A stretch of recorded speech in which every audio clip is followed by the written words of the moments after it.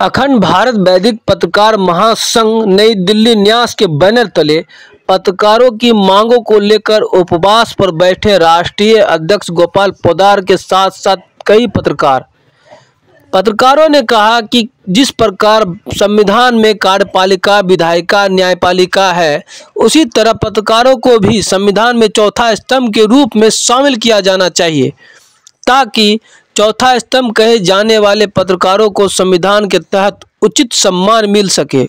इस मांगों को लेकर राष्ट्रीय अध्यक्ष गोपाल पोद्दार ने पत्रकारों के हित में मोर्चा संभाला और एक दिवसीय उपवास पर सरकार से अपनी उचित मांगों को लेकर राष्ट्रपति से गुजारिश की।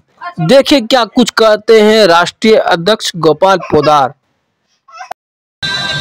प्रणाम करते हैं। मैं इस धरती से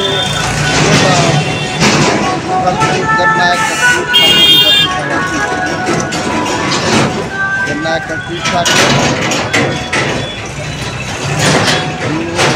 जिसके कारण देश में जाना जाता है।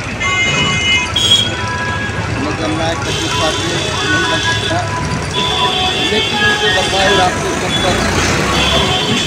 संपूर्ण भारत वर्ष के पत्रकार को न्याय दिलाकर रहेंगे।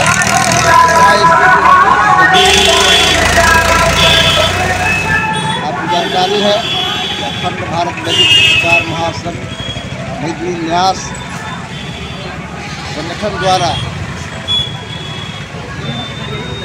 मेरे तरफ से 3 दिसंबर 24 को जिला देशवाल यहाँ भारत में जन्म हुआ था।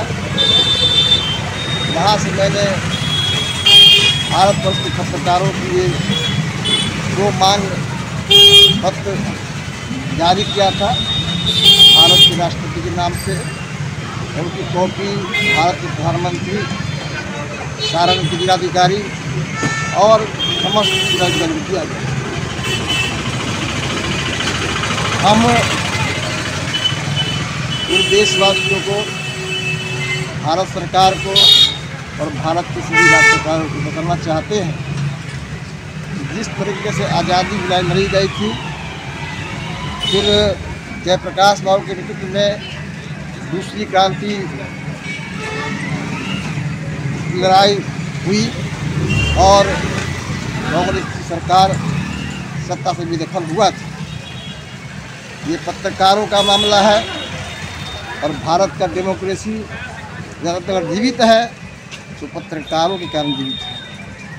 वैसे पत्रकारों की शिक्षा 1950 से की जा रही है और पत्रकारों को कहने में कोई दिक्कत नहीं है कि 74 साल से ठगा जा रहा है और उसके ठगी का शिकार पत्रकार ही नहीं, उनके परिवार के बच्चे भी हो रहे हैं, परिवार के लोग भी हो रहे हैं।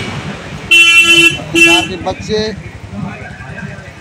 दिक्कतों के कारण, सुविधा नहीं मिलने के कारण उनके बच्चे पढ़ाई नहीं कर पाते हैं, उचित शिक्षा नहीं मिल पाती है, वो कहीं यात्रा नहीं कर पाते हैं, पत्रकारिता भी नहीं ढंग से कर पाते। मेरा कहना है जब आप ये कहते हैं कि पत्रकार चौथा स्तंभ है तो भारत के संविधान में आप लिखिए इसको कि पत्रकार का चौथा स्तंभ है। और जिस तरीके से आप ये कहते हैं कि कार्यपालिका, न्यायपालिका, विधायिका ये तीनों स्तंभ है तो पत्रकार को भी चौथा स्तंभ लिखिए संविधान में। और फिर पत्रकार और उनके परिवार की जो सुविधाएँ होनी चाहिए, जो उनकी दिक्कतें हैं उनको दूर करने के लिए जो सुविधा मिलनी चाहिए वो तय करके आप लिखिए संविधान में कि सारी सुविधा पत्रकारों को दिया जाए। भारत के सांसद, विधायक महोदय अपनी सुविधा के लिए जो मन में आता है कानून बनाते हैं, क्योंकि पत्रकारों की चिंता कुछ भी नहीं। जो पत्रकार 16 घंटा तक देश सेवा में लगा रहता है, मातृभूमि सेवा लगा रहता है, देश के नागरिक अधिकार की रक्षा लगा रहता है, उस पत्रकारों की चिंता कौन करेगा।